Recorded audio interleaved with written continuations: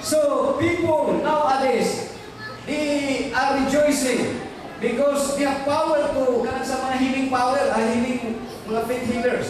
Na pwede nila palayason ang mga cancer, mga heart disease, mga arthritis, mga kidneysitis, palayason niya sa pangalan ni Jesus.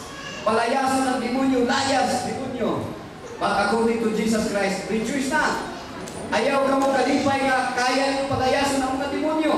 Kalipayin ninyo o maglipay ka mo kung ang inyong mga pangalan mahisulat sa libro sa pasahon sa kinabuhi.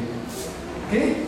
Malipay na ganito ang mga pangalan mabutang sa kuan, sa newspaper. Malipay na kung tingin na butang dito nga nangawat. Google kay kana.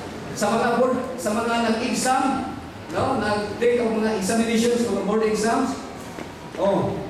Nag-atang-atang na sa kuan. Sa newspaper, ang uban binuang sa internet.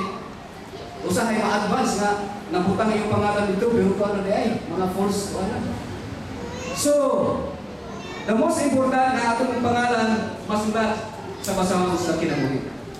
Revelation